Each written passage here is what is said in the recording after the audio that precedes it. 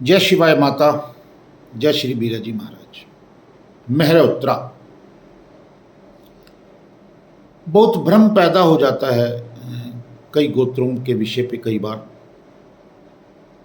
कि मेहरोत्रा की उत्पत्ति कहाँ से हुई। अत्यंत प्राचीन काल से सूर्य वंश के लिए मिहिर वंश का प्रयोग होता रहा है, जिसका प्रमाण राजतरंगिणी जैसे अनेक ऐतिहासिक ग्रंथों में भी है। यह मेहरा का एक परिवर्तित रूप है और इसका परिवर्तित रूप मेहरोत्रा से महलोत्रा भी इसी का परिवर्तित रूप बने। कुछ विद्वान मेहरोत्रा का ही अपभ्रंश मेहरोत्रा मल्होत्रा को मानते हैं, जहाँ तक ये काफ़ी हद तक ये बात सही है। गोत्र निर्णय से भी प्राचीन काल में मिहिर अक्षत्रियों के पुरोहित वशिष्ठ के पुत्र जीतल के वंश जीतली सारस्वत ब्राह्मण होते थे। आज तक वही जो है मेहरोत्राओं में उनके पुरोहित हैं। लेकिन ये जो गद्दी है जहाँ से मैं बात कर रहा हूँ, कुछ लोग इसको पुरोहितों की गद्दी मान लेते हैं। ये कौशल गोत्र की कुलगुरु गद्दी है। मेहरोत्रा जो कौशल वंश के हैं, ये उनकी कुलगुरु गद्दी है। अब सूर्य वंश के अंदर 22 वंशों में एक वंश कौशल वंश भी है। मेहरोत्रा जो है इसी मिहिर ओत्रा शब्द से, कबीले से जो है ये जुड़े हैं। तो इस बात का आप विशेष ध्यान रखें, इसमें कोई भ्रम नहीं है। ये मेहरा का ही एक जो है विस्तारित संस्करण के रूप में है। मिहिर जो सूर्य को संदर्भित करता है, जो है हम सूर्यवंशी कहलाते हैं। मेहरोत्रा जो है वो सूर्यवंशी कहलाते हैं। कौशल गोत्र जो है वो सूर्यवंश से ही जुड़ा हुआ एक गोत्र है।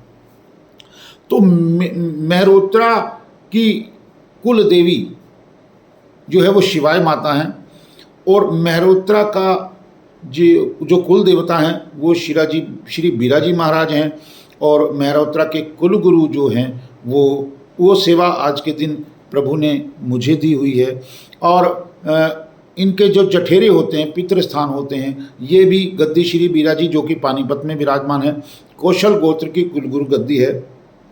ये बात आप ध्यान रखें। और दूसरा, बार बार ये प्रश्न अक्सर लोग मुझसे पूछते हैं कि भोग क्या है।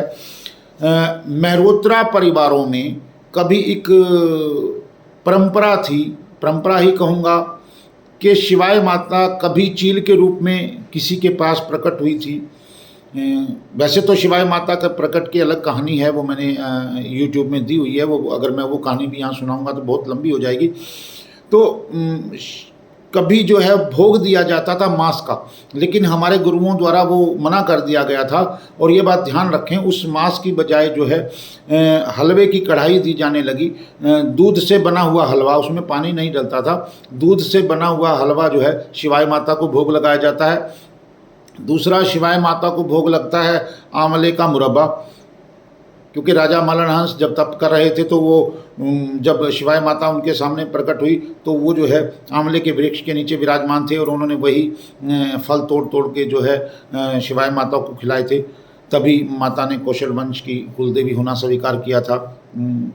तो ये कहानी एक अलग रूप से है, वीडियो लंबी हो जाएगी। मैं सिर्फ अभी मेहरोत्रा के बारे में छोटी सी बात करना चाहूँगा कि मेहरोत्रा शब्द, फिर ध्यान रखें, सूर्य से संबंध रखता है, सूर्य वंश है। इनकी कुल देवी शिवाय माता हैं, कुल देवता श्री बीराजी महाराज हैं।